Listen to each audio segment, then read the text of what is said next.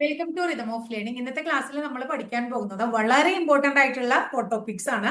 ഇതിൽ പ്രധാനപ്പെട്ട ആദ്യത്തെ ടോപ്പിക് എന്ന് പറയുന്നത് കേരളത്തിലെ നദികളാണ്. നമുക്ക് എല്ലാവർക്കും അറിയാം, ധാരാളം ചോദ്യങ്ങൾ കേരളത്തിലെ നദികളുമായി ബന്ധപ്പെട്ടിട്ട് കേരളത്തിന്റെ ജോഗ്രഫിയുമായിട്ട് റിലേറ്റഡ് ആയിട്ടുള്ള ഭാഗമാണ് അല്ലെ നദികൾ. അപ്പൊ നദികളുടെ ക്ലാസ്സിലേക്ക് കടന്നാലോ? കേരളത്തിൽ എത്ര നദികളുണ്ട് എന്ന് ചോദിച്ചു കഴിഞ്ഞാൽ കേരളത്തിലെ നദികളുടെ എണ്ണം 44ആണ്. എപ്പോഴും ചോദിക്കാറുള്ള ചോദ്യമാണ്, കേരളത്തിൽ എത്ര നദികളുണ്ട്? കേരളത്തിലെ നദികളുടെ എണ്ണം എത്രയാണ്? 44. ആ 44 നദികൾ, 3 നദികൾ കിഴക്കോട്ടാണ് ഒഴുകുന്നത്. 44 നദികളില് 3 നദികൾ ഒഴുകുന്നത് എങ്ങോട്ടാണ്? കിഴക്കോട്ടാണ്. വളരെ ഇമ്പോർട്ടന്റ് ആണ്. ഏറ്റവും കൂടുതൽ നദികൾ ഒഴുകുന്ന കേരളത്തിലെ ജില്ല കാസർഗോഡ് ജില്ലയാണ്. കാസർഗോഡ് ജില്ലയുടെ പ്രത്യേകത, കാസർഗോഡ് ജില്ലയിൽ കൂടെ എത്ര നദികൾ ഒഴുകുന്നുണ്ടെന്ന് അറിയോ നിങ്ങൾക്ക്? 12 നദികൾ ഒഴുകുന്നുണ്ട്. ഇനി നദികളെ കുറിച്ചാണ് നമ്മൾ പഠിക്കുന്നത്. അപ്പൊ നദികളെ കുറിച്ചിട്ടുള്ള പഠനത്തിന് പോട്ടമോളജി എന്നാണ് പറയാ എന്നൊന്ന് ഓർത്തു വെക്കുക. നദികളെ കുറിച്ചുള്ള പഠനം എന്താണ്? പോട്ടമോളജി എന്നാണ്. ഇനി അപ്പൊ നദികൾ 3 കിഴക്കോട്ടാണ് എന്ന് പറഞ്ഞു. ആ കിഴക്കോട്ട് ഒഴുകുന്ന 3 നദികൾ നമുക്ക് ആദ്യം പഠിക്കാം. കേരളത്തിലെ കിഴക്കോട്ട് ഒഴുകുന്ന 3 നദികളാണ്: ഒന്ന് കബനി, അടുത്തത് ഭവാനി, മൂന്നാമത്തത് പാമ്പാർ എന്നിവ. കേരളത്തിലെ കിഴക്കോട്ട് ഒഴുകുന്ന 3 നദികൾ ഏതൊക്കെയാണ്? കബനി, ഭവാനി, പാമ്പാർ എന്നിവ. കേരളത്തിലെ 44 നദികളും ഉത്ഭവിക്കുന്ന പർവ്വതനിര ഏത് എന്ന് ചോദിച്ചു കഴിഞ്ഞാൽ നമ്മൾ പറയും പശ്ചിമഘട്ട പർവ്വതനിരയാണ്. പശ്ചിമഘട്ട പർവ്വതനിരകളിൽ നിന്ന് ഉത്ഭവിക്കുന്നു അല്ലെ. ഇനി അടുത്തത്, കേരളത്തിൽ കിഴക്കോട്ടൊഴുകുന്ന കബനി, അതുപോലെ തന്നെ ഭവാനി, പാമ്പാർ എന്നീ നദികൾ, എന്നീ 3 നദികൾ എന്തിന്റെ പോഷക നദിയാണ്? കാവേരിയുടെ പോഷക നദികളാണ്. ഇനി അടുത്തത്, ആദ്യം നമ്മൾ കബനി എന്ന് പറയുന്ന നദിയെ കുറിച്ച് പഠിക്കുന്നു. കിഴക്കോട്ടൊഴുകുന്ന നദിയാണ്. കിഴക്കോട്ടൊഴുകുന്നതിൽ ഏറ്റവും നീളം കൂടുതൽ കബനിക്കാണ്. കിഴക്കോട്ടൊഴുകുന്നതിൽ ഏറ്റവും നീളം കൂടുതൽ കബനിക്കാണ്. വയനാട് ജില്ലയിൽ തൊണ്ടാർമുടി എന്ന് പറയുന്ന സ്ഥലത്ത് നിന്നാണ് കബനി നദി ഒഴുകുന്നത്. തൊണ്ടാർ മുടി എന്ന് പറയുന്ന സ്ഥലത്ത് നിന്ന് ഉത്ഭവിച്ച് കർണാടകയിൽ കാവേരി നദിയിൽ പതിക്കുന്നു. കർണാടകയിൽ കാവേരി നദിയിലാണ് ഇതിന്റെ പതനം. കേരളത്തിൽ നിന്ന് ഉത്ഭവിച്ച് കർണാടകയിലേക്ക് ഒഴുകുന്ന ഏക നദി ഏത് എന്ന് ചോദിച്ചു കഴിഞ്ഞാൽ നമ്മൾ കബനി നദിയുടെ പേര് പറയും. എന്നാൽ കർണാടകയിൽ നിന്ന് ഉത്ഭവിച്ച് കേരളത്തിലേക്ക് ഒഴുകുന്നത് എന്നാണ് ചോദിക്കണേ വെച്ചിട്ടുണ്ടെങ്കിൽ ആ നദിയുടെ പേര് വളപട്ടണം പുഴ എന്നാണ് വളപട്ടണം പുഴ. കബനി നദിയുടെ മറ്റൊരു പേര് ചോദിക്കുകയാണെങ്കിൽ കപില എന്നാണ് പറയാ. കബനി നദിയുടെ മറ്റൊരു പേര് കപില എന്നാണ്. കബനി നദിയിൽ കാണപ്പെടുന്ന പ്രധാനപ്പെട്ട ദ്വീപാണ് കുറുവ ദ്വീപ്. പ്രധാനപ്പെട്ട ദ്വീപ് കുറുവ ദ്വീപ്. അവിടെ കാണപ്പെടുന്ന പ്രധാനപ്പെട്ട ഡാമാണ് ബാണാസുര സാഗർ ഡാം. ഇത് രണ്ടും ചോദിച്ചിട്ടുണ്ട്. ബാണാസുര സാഗർ ഡാം ഏത് നദിയിലാണ്, അതുപോലെ കുറുവ ദ്വീപ് ഏത് നദിയിലാണ് എന്നൊക്കെ ചോദിച്ചു കഴിഞ്ഞാൽ നമ്മൾ എന്ത് പറയണം? കബനി നദിയിലാണ് എന്ന് പറയണം. കേരളത്തിലെ ഏറ്റവും വലിയ നദീജന്യ ദ്വീപാണ് ഏത്? കുറുവ ദ്വീപ് എന്ന് മനസ്സിലാക്കി വെക്കുക. കബനി കഴിഞ്ഞാൽ അടുത്ത കേരളത്തിലെ കിഴക്കോട്ട് ഒഴുകുന്ന നദിയാണ് ഭവാനി എന്ന് പറയുന്നത്. ഭവാനിയുടെ പ്രത്യേകത, ഭവാനി ഉത്ഭവിക്കുന്നത് നീലഗിരി കുന്നുകളിലാണ്. എവിടെയാണ്? നീലഗിരി കുന്നുകളിൽ നിന്ന് ഉത്ഭവിച്ച് തമിഴ്നാട്ടില് കാവേരിയിൽ പതിക്കുന്നു. തമിഴ്നാട്ടിൽ കാവേരിയിൽ, നേരത്തെ നമ്മൾ പറഞ്ഞു ഇവിടെ എന്താണ്? കർണാടകയിൽ കാവേരിയിൽ പതിക്കുന്നു. ഏത്? കബനി നദി. ഭവാനി നദി എവിടെയാണ്? തമിഴ്നാട്ടിൽ കാവേരിയിൽ പതിക്കുന്നു. ഇനി വരയാറ് വളരെ ഇമ്പോർട്ടന്റ് ആണ്. അടുത്തത് വരയാറിനേക്കാൾ ശിരുവാണി എന്നിവ കബനി നദിയുടെ പോഷക നദികളാണ്. പരീക്ഷയ്ക്ക് ചോദിക്കാറുണ്ട്. കോയമ്പത്തൂരിലേക്ക് ശുദ്ധജലം എത്തിക്കുന്ന കേരളത്തിലെ ഏക അണക്കെട്ട്. കേരളത്തിലെ അണക്കെട്ട് ഏതാണ്? ശിരുവാണി അണക്കെട്ടാണ്. ഏതാണ്? ശിരുവാണി അണക്കെട്ട്. അടുത്ത നദിയുടെ പേര് പാമ്പാർ എന്നാണ്. പാമ്പാറാണ് പറയാ. പാമ്പാറിന്റെ ഉത്ഭവം എവിടെയാണ് എന്ന് ചോദിച്ചു കഴിഞ്ഞാൽ നമ്മൾ പറയണം ഇടുക്കി ജില്ലയിലെ ദേവികുളം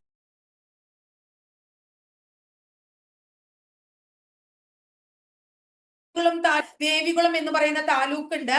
അവിടെ ബെൻമൂറിൽ നിന്നാണ് ഉത്ഭവിക്കുന്നത്. എവിടെ നിന്ന് ഉത്ഭവിക്കുന്നു? ബെൻമൂറിൽ നിന്ന് ഉത്ഭവിക്കുന്നതാണ് പാമ്പാറ്. ഇനി പരീക്ഷയ്ക്ക് ഏറ്റവും കൂടുതൽ ചോദിച്ചിട്ടുള്ളത് തലയാറ്, അതുപോലെ തന്നെ സർപ്പനദി എന്നീ പേരുകളിൽ അറിയപ്പെടുന്നത് ഏതാണ്? പാമ്പാറാണ്. ഇത് പതിക്കുന്നത് എവിടെയാന്ന് പറഞ്ഞില്ല. എവിടെ തന്നെയാണ്? കാവേരി നദിയിൽ തന്നെയാണ്, തമിഴ്നാട്ടിൽ തന്നെയാണ്. അപ്പൊ തലയാർ, സർപ്പനദി എന്നീ പേരുകളിൽ അറിയപ്പെടുന്നത് പാമ്പാറാണ്. കിഴക്കോട്ടൊഴുകുന്നതിൽ ഏറ്റവും ചെറിയ നദി, ഏറ്റവും കൂടുതൽ PSC ചോദിച്ചിട്ടുള്ളതാണ്. കിഴക്കോട്ടൊഴുകുന്നതിൽ ചെറിയ നദി ഏത്? അതുപോലെ കിഴക്കോട്ടൊഴുകുന്നതിൽ ഏറ്റവും വലിയ നദി ഏത്? വലിയ നദി ഏതാണ്? കിഴക്കോട്ടൊഴുകുന്നതിൽ വലുത് കബനിയും, കിഴക്കോട്ടൊഴുകുന്നതിൽ ചെറുത് ഏതാണ്? പാമ്പാറുമാണ് എന്ന് മനസ്സിലാക്കുക. ഈ പാമ്പാറിലാണ് വളരെ പ്രധാനപ്പെട്ട തൂവാനം വെള്ളച്ചാട്ടം കാണപ്പെടുന്നത്. ഇടുക്കി ജില്ലയിലാണ് തൂവാനം വെള്ളച്ചാട്ടം. ഇത് ചിന്നാർ, കേരളത്തിലെ മഴനിഴൽ പ്രദേശമാണ് ചിന്നാർ. ഞാൻ പറഞ്ഞിട്ടുണ്ട് ഏറ്റവും കൂടുതൽ ചോദിക്കാറുള്ള വേറൊരു പ്രദേശമാണ് ഇടുക്കി ജില്ലയിലെ ചിന്നാർ. ഒരു വന്യജീവി സങ്കേതമാണ്. ആ വന്യജീവി സങ്കേതത്തിലൂടെ ഒഴുകുന്നുണ്ട് ഏത്? പാമ്പാർ എന്ന് പറയുന്ന നദി. അടുത്തത് കേരളത്തിലെ പടിഞ്ഞാറോട്ട് ഒഴുകുന്ന നദികളാണ് നമ്മൾ പഠിക്കുന്നത്. ഫസ്റ്റ് വൺ പെരിയാറിനെ കുറിച്ച് പഠിക്കാം. പെരിയാർ കേരളത്തിലെ ഏറ്റവും നീളം കൂടിയ നദിയാണ്. 244 കിലോമീറ്റർ ആണ് പെരിയാറിന്റെ നീളം. പെരിയാറിന്റെ നീളം എന്ന് അത്രയും മാത്രം ഇമ്പോർട്ടൻസ് ഉണ്ട്. 244 കിലോമീറ്റർ ആണ് എന്തിന്റെ നീളം? പെരിയാറിന്റെ നീളം. പെരിയാർ ഉത്ഭവിക്കുന്നത് സഹ്യപർവ്വതത്തിലെ എവിടെ നിന്ന്? ശിവഗിരി മലയിൽ നിന്ന് ഉത്ഭവിക്കുന്നു. ശിവഗിരി മലയിൽ നിന്ന് ഉത്ഭവിച്ച് വേമ്പനാട് കായലിൽ പതിക്കുന്നു. എവിടെയാണ് വേമ്പനാട് കായൽ? അവിടെ നിന്ന് അറബിക്കടലിൽ എത്തുന്നു കേട്ടോ.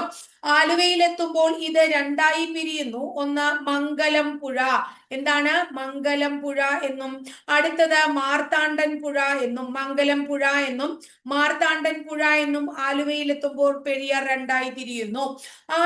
ഇനി പെരിയാറിന്റെ പഴയ പേരുകൾ എപ്പോഴും പരീക്ഷയ്ക്ക് ചോദിക്കാറുള്ളത്, ഒന്ന് ചൂർണി. കൗടില്യൻ അദ്ദേഹത്തിന്റെ അർത്ഥശാസ്ത്രത്തിൽ ചൂർണി എന്ന് വിശേഷിപ്പിച്ചിരിക്കുന്നത് പെരിയാറിനെയാണ്. അതുപോലെ തന്നെ ശങ്കരാചാര്യർ പൂർണ്ണ എന്ന് വിശേഷിപ്പിക്കുന്ന നദി ഏതാണ്? നമ്മുടെ പെരിയാറാണ്. കേരളത്തിന്റെ ജീവരേഖ, എന്താ? കേരളത്തിന്റെ ജീവരേഖ എന്നറിയപ്പെടുന്നു. കേരളത്തിന്റെ ജീവരേഖ എന്നറിയപ്പെടുന്നത് ഇതാണ് കേട്ടോ. ഇനി അടുത്തത് കേരളത്തിലെ ഏറ്റവും നീളം കൂടിയ നദിയാണ്. കേരളത്തിലെ ഏറ്റവും നീളം കൂടിയ നദിയാണ്. ഏറ്റവും കൂടുതൽ ജലം വഹിക്കുന്ന നദിയാണ്.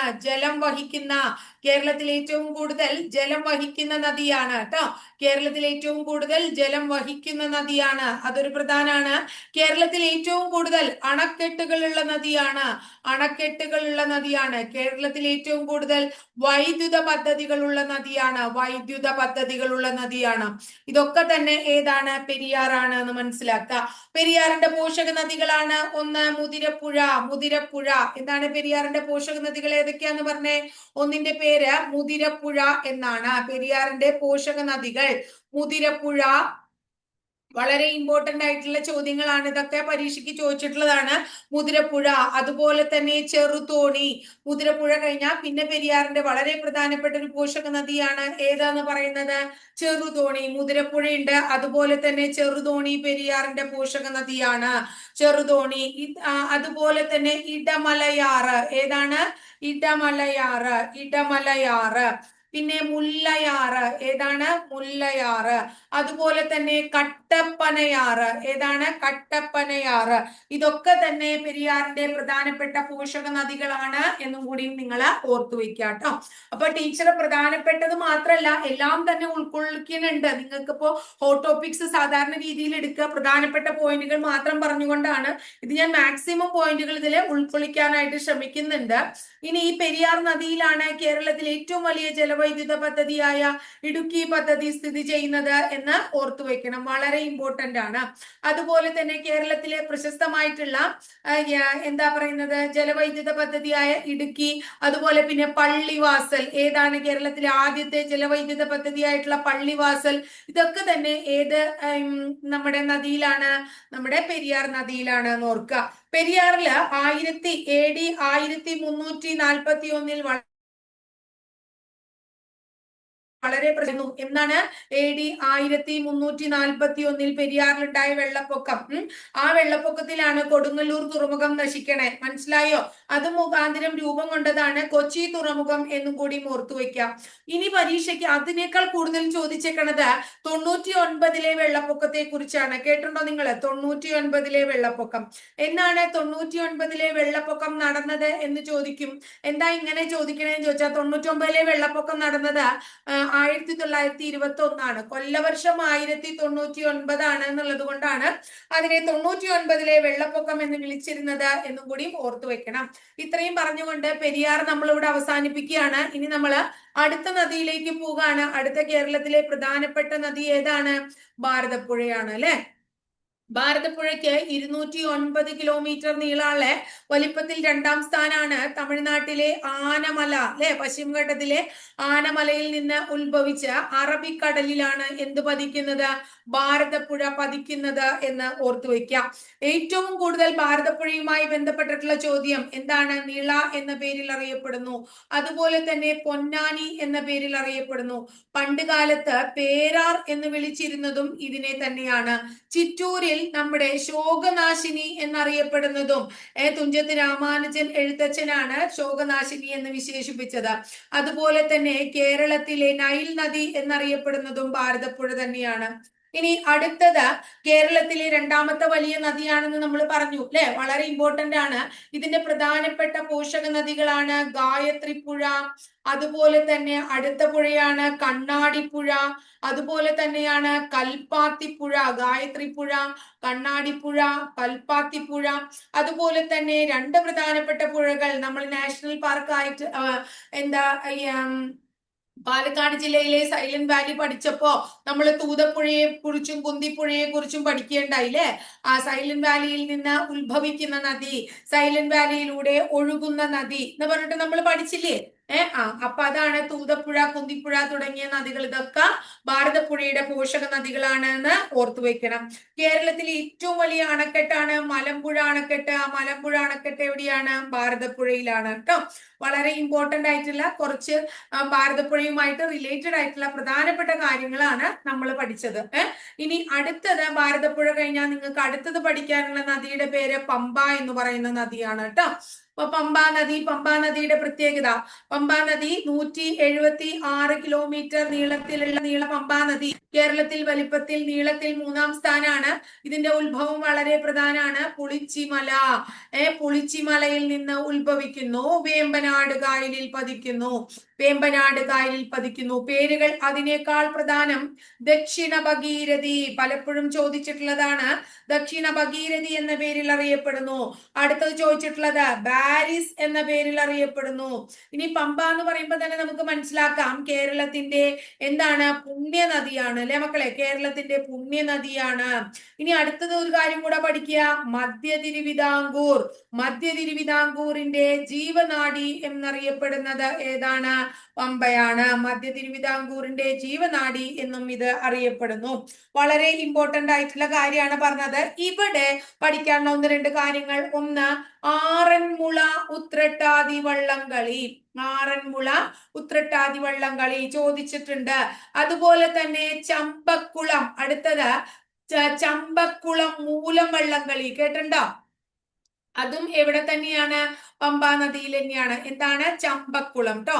അപ്പൊ ആറന്മുള ഉത്രട്ടാതി വള്ളംകളി, ചമ്പക്കുളം മൂലം വള്ളംകളി, അതുപോലെ തന്നെ രാജീവ് ഗാന്ധി ട്രോഫി. എന്താണ്? രാജീവ് ഗാന്ധി ട്രോഫി. ഇത് 3ഉം നടക്കുന്നത് എവിടെയാണ്? പമ്പാ നദിയിലാണ് എന്ന് മനസ്സിലാക്കുക. പമ്പാ നദിയുടെ തീരത്ത് പ്രസിദ്ധമായിട്ടുള്ള 2 കൺവെൻഷനുകൾ നടക്കാറുണ്ട്. ഒന്ന് ക്രിസ്തുമത കൺവെൻഷനാണ്, അടുത്തത് ഹിന്ദുമത കൺവെൻഷനാണ്. ഇത് രണ്ടും പരീക്ഷയ്ക്ക് ചോദിച്ചിട്ടുള്ളതാണ്. ഏതാണ് ക്രിസ്തുമത കൺവെൻഷൻ? ക്രിസ്തുമത കൺവെൻഷന്റെ പേര് മാരാമൺ കൺവെൻഷൻ എന്നാണ്. ഏഷ്യയിലെ തന്നെ ഏറ്റവും വലിയ ക്രിസ്തുമത സമ്മേളനമാണ് മാരാമൺ കൺവെൻഷൻ. അതുപോലെ തന്നെ ഹിന്ദുമത കൺവെൻഷന്റെ പേര് ചെറുകോൽപ്പുഴ കൺവെൻഷൻ എന്നാണ്. പ്രശസ്തമായിട്ടുള്ള ഹിന്ദുമത കൺവെൻഷനാണ് കേരളത്തിലെ ചെറുകോൽപ്പുഴ എന്ന് പറയുന്നത്.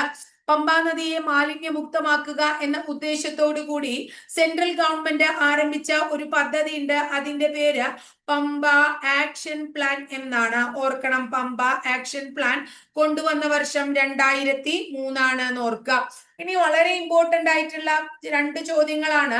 ഒന്ന്, പ്രശസ്തമായിട്ടുള്ള ശബരിഗിരി ജലവൈദ്യുത പദ്ധതി, അതുപോലെ തന്നെ എന്താണ് പ്രൈവറ്റ് മേഖലയിലുള്ള മണിയാർ ജലവൈദ്യുത പദ്ധതി. ഇത് രണ്ടും പമ്പാ നദിയിലാണ് ചോദ്യം.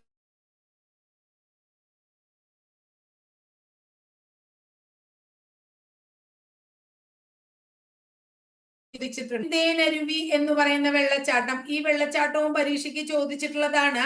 ആ പെരുന്തേനരുവി എന്ന് പറയുന്ന വെള്ളച്ചാട്ടം എവിടെയാണ് എന്ന് ചോദിച്ചു കഴിഞ്ഞാൽ നമ്മൾ പറയണം എവിടെയാണ്? പമ്പാ നദിയിലാണ്. ഇനി പമ്പാ നദിയുടെ ദാനം എന്നറിയപ്പെടുന്ന പ്രദേശമാണ് കുട്ടനാട് എന്നും കൂടി ഓർത്തു വെക്കുക. പമ്പയുടെ ദാനം എന്ന് വിളിക്കുന്നത് ഏതിനെയാണ്? കുട്ടനാടിനെയാണ് കേട്ടോ. ഇമ്പോർട്ടന്റ് ആയിട്ടുള്ള 3 നദികൾ കഴിഞ്ഞു. അടുത്ത നദിയുടെ പേര് ചാലിയാർ എന്നാണ്. ചാലിയാർ കേട്ടോ. ചാലിയാറിന്റെ നീളം 169 കിലോമീറ്റർ ആണ്. 169 കിലോമീറ്റർ ആണ്. വയനാട് ജില്ലയിൽ വയനാട് ജില്ലയിലെ ഇളമ്പലേരിക്കുന്നിൽ നിന്ന് ഉത്ഭവിച്ച അറബിക്കടലിലാണ് എന്ത് പതിക്കുന്നത്? ചാലിയാർ പതിക്കുന്നത് എന്ന് ഓർത്തു വെക്കാം. ചാലിയാറിന്റെ അപരനാമങ്ങൾ പ്രധാനമാണ്. ഒന്ന് ബേപ്പൂർ പുഴ, അടുത്തത് കല്ലായി പുഴ, അടുത്തത് എന്താണ്? ചൂലിക നദി ചോദിച്ചിട്ടുള്ളതാണ്. ചൂലിക നദി ഇതൊക്കെ ചോദിച്ചിട്ടുള്ളതാണ്. അടുത്തത് നിലമ്പൂർ പുഴ, അത് കണ്ടിട്ടില്ല. ബേപ്പൂർ പുഴ, കല്ലായി പുഴ, ചൂലിക നദി എന്നൊക്കെ അറിയപ്പെടുന്നത് ഏതാണ്? ചാലിയാറാണ്. കേരളത്തിൽ മലിനീകരണം വളരെയധികം ഉണ്ടായിരുന്ന 2 നദികൾ, വളരെയധികം 2 നദികളാണ്. ഒന്ന് പെരിയാറും അതുപോലെ തന്നെ ചാലിയാറും. നിലവിൽ പെരിയാറിലാണ് ഏറ്റവും കൂടുതൽ എന്നാണ് പറയപ്പെടുന്നത്. ഈ ചാലിയാറിൽ ഇത്രയും മലിനീകരണം ഉണ്ടാവാനുള്ള കാരണം മാവൂർ എന്ന് പറയുന്ന സ്ഥലത്ത് ഒരു ഫാക്ടറി ഉണ്ടായിരുന്നു. അതിന്റെ പേര് ഗ്വാളിയോർ റയോൺസ് എന്നാണ്. എന്താണ്? ഗ്വാളിയോർ റയോൺസ്. ആ ഗ്വാളിയോർ റയോൺസ് ആണ് അതിലുള്ള മാലിന്യം മുഴുവൻ ചാലിയാറിലേക്ക് ഒഴുകിയതാണ് അതിന്റെ കാരണം. അപ്പൊ കേരളത്തിൽ വായുജല മലിനീകരണത്തിനെതിരെ വലിയൊരു ലഹള നടക്കുകയാണ്. വായുജല മലിനീകരണത്തിനെതിരെ കേരളത്തിൽ നടന്ന ആദ്യത്തെ ലഹളയെ നമ്മൾ വിളിക്കുന്നത് ചാലിയാർ ലഹള എന്നാണ്. എന്താണ്? ചാലിയാർ ലഹള. ആ ചാലിയാർ ലഹളയ്ക്ക് നേതൃത്വം കൊടുത്തത് KA റഹ്മാൻ എന്ന് പറയുന്ന ആളാണ്. അതുപോലെ തന്നെ നമ്മൾ മനസ്സിലാക്കേണ്ട വേറൊരു കാര്യം, കേരളത്തിൽ ഗോൾഡ് ഡെപ്പോസിറ്റ്, സ്വർണത്തിന്റെ നിക്ഷേപം കണ്ടെത്തിയ നദി കൂടിയാണ് ചാലിയാർ നദി എന്ന് ഓർത്തു വെക്കുക. ഇനി എന്താണ് ഈ ചാലിയാർ കഴിഞ്ഞ പരീക്ഷയ്ക്ക് ചോദിച്ചു കേരളത്തിൽ നീളത്തിൽ 5ാം സ്ഥാനത്തുള്ളത് ഏത് പുഴയാണെന്ന്. ചാലക്കുടി പുഴയാണ്. 145.5 കിലോമീറ്റർ ആണ് അതിന്റെ നീളം. തമിഴ്നാട് ജില്ലയിലെ ആനമലയിൽ നിന്നും ഉത്ഭവിച്ച് എവിടെയാണ്? കൊടുങ്ങല്ലൂർ കായലിൽ പതിക്കുന്ന നദിയാണ്. കൊടുങ്ങല്ലൂർ കായലിൽ പതിക്കുന്ന നദിയാണ് ചാലക്കുടി പുഴ. കേരളത്തിൽ ഏറ്റവും കൂടുതൽ മത്സ്യസമ്പത്ത് ഇതിലാണ്. അതുപോലെ തന്നെ കേരളത്തിൽ ഏറ്റവും കൂടുതൽ ജൈവ വൈവിധ്യമുള്ളതും എവിടെയാണ്? ചാലക്കുടി പുഴയിലാണ് എന്ന് ഓർക്കുക. ഇനി നമ്മളോട് എപ്പോഴും ചോദിക്കാറുള്ള വെള്ളച്ചാട്ടമാണ് അതിരപ്പിള്ളി വെള്ളച്ചാട്ടം. അതിരപ്പിള്ളി നമ്മുടെ ഏത് സിനിമ കാണാണെങ്കിലും അല്ലെ, വെള്ളച്ചാട്ടം ഉണ്ടെങ്കിൽ അതിരപ്പിള്ളി വെള്ളച്ചാട്ടം കാണാം. അതിരപ്പിള്ളി വെള്ളച്ചാട്ടം, പെരിങ്ങൽകുത്ത്, വാഴച്ചാൽ, ഇതൊക്കെ ഇതിലാണ്, നമ്മുടെ ചാലക്കുടി പുഴയിലാണ്. കേരളത്തിലെ ഏക ഓക്സ്ബോ തടാകം സ്ഥിതി ചെയ്യുന്നത് എവിടെയാണ്? ചാലക്കുടി പുഴയിലെ വൈന്തലയിലാണ്. ചാലക്കുടി പുഴയിലെ വൈന്തലയിലാണ്. ക്ലിയർ ആയോ? അപ്പൊ ഇത്രയാണ് കേരളത്തിലെ വലിപ്പത്തിൽ 5 എന്താ പറയാ സ്ഥാനങ്ങള് നമുക്ക് പഠിക്കുന്നു. 1ാം സ്ഥാനം 2ാം സ്ഥാനം എന്നൊക്കെ പറഞ്ഞ് വലിപ്പം പഠിക്കുമ്പോ കേരളത്തിൽ വലിപ്പത്തിൽ 5ാം സ്ഥാനത്തുള്ളത് ഏതാണെന്ന് നമ്മൾ പറഞ്ഞത്? ചാലക്കുടി പുഴയാണെന്ന് പറഞ്ഞു. ഇനി കേരളത്തിലെ ഏറ്റവും ചെറിയ നദി എന്നാണ് നിങ്ങളോട് ചോദിക്കണേ വെച്ചാൽ കേരളത്തിലെ ഏറ്റവും ചെറിയ നദിയെ നമ്മൾ പറയും മഞ്ചേശ്വരം പുഴ എന്ന്. കേരളത്തിലെ ഏറ്റവും ചെറിയ നദിയായ മഞ്ചേശ്വരം പുഴ കാസർഗോഡ് ജില്ലയിലാണ്. കാസർഗോഡ് ജില്ലയിലെ ബാലപൂണിക്കുന്നിൽ നിന്നാണ് ഉത്ഭവിക്കുന്നത്. ബാലപൂണിക്കുന്ന്. ഇത് പതിക്കുന്നത് പരീക്ഷയ്ക്ക് ചോദിച്ചിട്ടുണ്ട് ഉപ്പളക്കായലിലാണ്. ഉപ്പളക്കായലിൽ പതിക്കുന്നു. കേരളത്തിലെ ഏറ്റവും ചെറിയ നദിയാണ്. അതുപോലെ തന്നെ കേരളത്തിലെ ഏറ്റവും വടക്കേ അറ്റത്തുള്ള നദിയാണ്. അതുപോലെ തന്നെ തലപ്പാടി പുഴ എന്ന തലപ്പാടി പുഴ എന്ന അപരനാമത്തിലുള്ള നദിയാണ് ഏത്? മഞ്ചേശ്വരം പുഴ. ക്ലിയർ ആയില്ലേ? ഇനി അടുത്തത് വടക്കേ അറ്റത്ത് പഠിക്കുമ്പോ കേരളത്തിലെ തെക്കേ അറ്റത്തെ നദി പഠിക്കണം. കേരളത്തിലെ തെക്കേ അറ്റത്തെ നദി നെയ്യാർ നദിയാണ്. ഇത് ഉത്ഭവിക്കുന്നത് അഗസ്ത്യമലയിൽ നിന്നാണ്. തെക്കേറ്റത്തെ നദി നെയ്യാറാണ്. അഗസ്ത്യമലയിൽ നിന്ന് ഉത്ഭവിച്ച് അറബിക്കടലിലാണ് പതിക്കുന്നത്. എവിടെ പതിക്കുന്നു? അറബിക്കടലിലാണത് പതിക്കുന്നത് എന്ന് ഓർത്തു വെക്കുക. ഇനി പരീക്ഷയ്ക്ക് ചോദിക്കാറുണ്ട്, അതായത് കേരളത്തിലെ ഇംഗ്ലീഷ് ചാനൽ എന്ന് അറിയപ്പെടുന്ന നദി ഏതാണ്? ഏതാണ് കേരളത്തിലെ ഇംഗ്ലീഷ് ചാനൽ എന്ന പേരിൽ അറിയപ്പെടുന്നത്? മയ്യഴിപ്പുഴയാണ്. ഏതാണ്? മയ്യഴിപ്പുഴയാണ്. മയ്യഴിയുടെ കഥാകാരൻ ആരാന്നും പരീക്ഷയ്ക്ക് ചോദിച്ചിട്ടുണ്ട്. ഏതാണ്? എം മുകുന്ദനാണ്. ഏതാണ്? എം മുകുന്ദനാണ്. മയ്യഴിപ്പുഴ മാത്രല്ല, മയ്യഴിപ്പുഴ എന്നും മാഹിപ്പുഴ എന്നും ഇത് അറിയപ്പെടുന്നുണ്ട് എന്നും ഓർത്തു വയ്ക്കാം. ഇനി അടുത്തത് ചോദിച്ചിട്ടുള്ളത്, നമ്മൾ നേരത്തെ ഒരു ദ്വീപ് പഠിച്ച പോലെ ധർമ്മടം ദ്വീപ് എവിടെയാണെന്ന് ചോദിക്കാറുണ്ട് കേട്ടോ. അപ്പോ ധർമ്മടം ദ്വീപ് സ്ഥിതി ചെയ്യുന്നത് എവിടെയാണ് എന്ന് ചോദിച്ചു കഴിഞ്ഞാൽ നമ്മൾ പറയണം അഞ്ചരക്കണ്ടി പുഴയിലാണ്. ധർമ്മടം ദ്വീപ് സ്ഥിതി ചെയ്യുന്നത് അഞ്ചരക്കണ്ടി പുഴയിലാണ്. ഇനി കേരളത്തിലെ ഏറ്റവും പഴക്കം ചെന്ന തൂക്കുപാലമാണ് 1877 ആൽബർട്ട് ഹെൻറി പണിത പുനലൂർ തൂക്കുപാലം എന്നൊക്കെ നമ്മൾ കേരള ഫാക്ട്സ് പഠിക്കുമ്പോൾ പഠിക്കും. അപ്പൊ ആ പുനലൂർ തൂക്കുപാലം, കേരളത്തിലെ പഴക്കം ചെന്ന പുനലൂർ തൂക്കുപാലം സ്ഥിതി ചെയ്യുന്നത് എവിടെയാണ് എന്ന് ചോദിച്ചാൽ കല്ലടയാറിലാണ് എന്ന് പറയണം. ഇവിടെയാണ് പ്രസിദ്ധമായിട്ടുള്ള പാലരുവി വെള്ളച്ചാട്ടം സ്ഥിതി ചെയ്യുന്നത്. ക്ലിയർ ആയില്ലേ? ഇനി കാസർഗോഡ് ജില്ലയിലെ പ്രശസ്തമായിട്ടുള്ള വേറൊരു പുഴയാണ് ചന്ദ്രഗിരി പുഴ. ഇത് കാസർഗോഡ് ജില്ലയെ യു ആകൃതിയിൽ ചുറ്റി ഒഴുകുന്ന നദിയാണ്. ഏതാണ്? യു ആകൃതിയിൽ ചുറ്റി ഒഴുകുന്ന നദി. ഇനി നമ്മളോട് ചോദിക്കുകയാണ്, കേരളത്തിലെ മഞ്ഞ നദി ഏതാണ്? കേരളത്തിലെ മഞ്ഞ നദി ഏത് എന്ന് ചോദിച്ചു കഴിഞ്ഞാൽ കുറ്റ്യാടി പുഴ പറയും. കക്കയം ഡാം സ്ഥിതി ചെയ്യുന്നതും എവിടെയാണ്? കുറ്റ്യാടി പുഴയിലാണ് എന്ന് ഓർത്തു വയ്ക്കുക. കക്കയം ഡാം എവിടെയാണ്? കുറ്റ്യാടി പുഴയിലാണ്. ഇനി അടുത്തത് നമ്മളോട് എസ് കെ പൊറ്റേക്കാട്, പ്രശസ്തനായിട്ടുള്ള സാഹിത്യകാരനായ എസ് കെ പൊറ്റേക്കാടിന്റെ നാടൻ പ്രേമം എന്ന് പറയുന്ന കൃതിയിൽ, നാടൻ പ്രേമം എന്ന കൃതിയിൽ എന്താണ് പ്രതിപാദിക്കുന്നത്? ഏത് പുഴയെയാണ്? ഏതാണ്? ഇരുവഞ്ഞിപ്പുഴ. ഏതിനെയാണ്? ഇരുവഞ്ഞിപ്പുഴ. ഇനി അരുന്ധതി റോയിയുടെ ഗോഡ് ഓഫ് സ്മോൾ തിങ്സ് അറിയാത്ത കുട്ടികളില്ല അല്ലെ? ആ കൃതിയെ കുറിച്ച് എല്ലാവർക്കും അറിയാം. അരുന്ധതി റോയിയുടെ ഗോഡ് ഓഫ് സ്മോൾ തിങ്സ്. അതിൽ പ്രതിപാദിക്കുന്ന കൃതി ഏതാണ്? മീനച്ചിലാറാണ്. ഏതാണ്? മീനച്ചിലാറാണ്. ഇനി അടുത്തത് വില്യം ലോഗന്റെ വളരെ പ്രശസ്തമായിട്ടുള്ള കൃതിയാണ് മലബാർ മാനുവൽ. ഏതാണ്? മലബാർ മാനുവൽ. ഇപ്പൊ വില്യം ലോഗന്റെ മലബാർ മാനുവലിൽ പ്രതിപാദിക്കുന്ന നദിയാണ് കോരപ്പുഴ. ഏതാണ്? കോരപ്പുഴ. ഇനി അടുത്തത് ഒ വി വിജയന്റെ ഏതാണ്? ഗുരുസാഗരം. ഒ വി വിജയന്റെ ഗുരുസാഗരത്തിൽ പ്രതിപാദിക്കുന്ന നദിയാണ് തൂതപ്പുഴ. അല്ലെ? തൂതപ്പുഴ സൈനൽ വാലിയിൽ നിന്ന് ഉത്ഭവിക്കുന്ന നദിയാണ് തൂതപ്പുഴ. കേരളത്തിൽ മലിനീകരണം വളരെ കുറവുള്ള നദിയാണ് കുന്തിപ്പുഴ. നമ്മൾ മുമ്പ് പഠിച്ചു, സൈലന്റ് വാലിയിലൂടെ ഒഴുകുന്ന നദിയാണ് ഏത്? കുന്തിപ്പുഴ എന്ന്. കേട്ടോ. അപ്പൊ ഇത്രയാണ് പ്രധാനമായിട്ടും PSCക്ക് നദിയുമായിട്ട് ബന്ധപ്പെട്ട മുൻവർഷങ്ങളിൽ ചോദിച്ച പ്രധാനപ്പെട്ട കുറച്ച് ചോദ്യങ്ങൾ. നദിയുമായി ബന്ധപ്പെട്ട് ഏതൊക്കെ ചോദ്യങ്ങൾ പഠിച്ചിട്ടുണ്ടോ അതൊക്കെ നമ്മളിവിടെ ഈ ക്ലാസ്സിൽ ഉൾപ്പെടുത്തിയിട്ടുണ്ട്. ഇനി ഇതിനു മുമ്പുള്ള ഒരു ക്ലാസ്സില് ഇന്ത്യയുടെ ദേശീയ ഗാനം എന്ന് പറയുന്ന ടോപ്പിക് നമ്മൾ പഠിക്കുകയുണ്ടായി. ദേശീയ ഗാനം പോലെ തന്നെ വളരെ പ്രധാനപ്പെട്ട ഒരു ടോപ്പിക്കാണ് ഇന്ത്യയുടെ ദേശീയ ഗീതം എന്ന് പറയുന്നത്. അപ്പൊ ആ ടോപ്പിക്കും കൂടി ഇന്ന് നമ്മൾ പഠിക്കുകയാണ്. ദേശീയ ഗീതം ഏതാണ്? ഇന്ത്യയുടെ ദേശീയ ഗീതം എല്ലാവർക്കും അറിയാം. ദേശീയ ഗീതം വന്ദേ മാതരമാണ്. ഇന്ത്യയുടെ ദേശീയ ഗീതം ഏതാണ്? വന്ദേ മാതരം. അത് രചിച്ച വ്യക്തി ആരാണ് എന്ന് പഠിക്കൂ. ബങ്കിം ചന്ദ്ര ചാറ്റർജി. അപ്പൊ ബങ്കിം ചന്ദ്ര ചാറ്റർജി അദ്ദേഹം ബംഗാളിന്റെ സ്പോട്ട് എന്നൊക്കെയാണ് അറിയപ്പെടുന്നത്. ഇത് ദേശീയ ഗീതം ഏത് ഭാഷയിലാണ് മക്കളെ? ബംഗാളി ഭാഷയിലാണ്. ഏത് രാഗത്തിലാണ്? ദേശരാഗത്തിലാണ്. ഈണം നൽകിയത് ആരാണ്? ജദുനാഥ്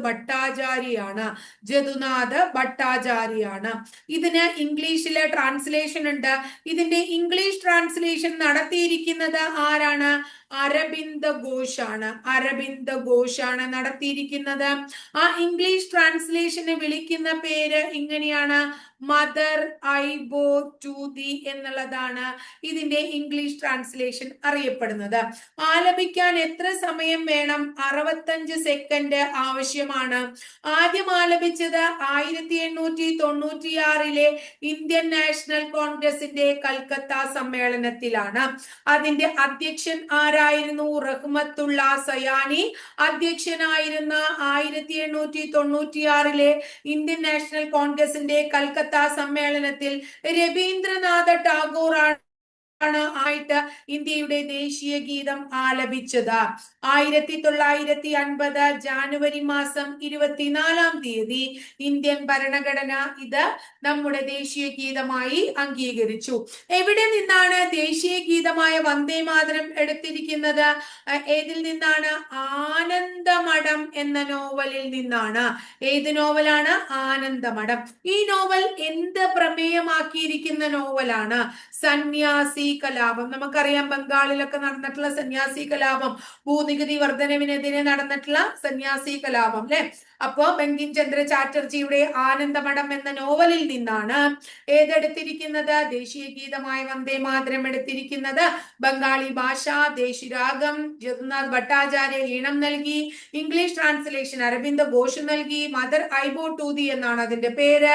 65 സെക്കൻഡ് ആലപിക്കാൻ വേണം. 1896 റഹ്മത്തുള്ള സയാനി അധ്യക്ഷനായ ഇന്ത്യൻ നാഷണൽ കോൺഗ്രസിന്റെ കൽക്കത്ത സമ്മേളനത്തിൽ രവീന്ദ്രനാഥ ടാഗോർ ആദ്യമായി ആലപിച്ചു.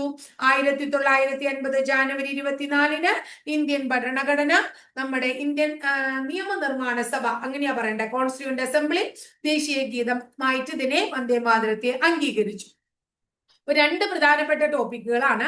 ക്ലിയർ ആയി എന്ന് വിചാരിക്കണോ? ഇഷ്ടപ്പെട്ട് കാണുകയാണെങ്കിൽ ഒന്ന് ലൈക്ക് ചെയ്യുക. ഇഷ്ടപ്പെട്ട ക്ലാസ്സുകൾ കൂട്ടുകാരിലേക്ക് ഷെയർ ചെയ്യാൻ, ആദ്യമായിട്ട് ചാനൽ കാണുന്നവർ ചാനൽ ഒന്ന് സബ്സ്ക്രൈബ് ചെയ്യാനും മറക്കരുത്.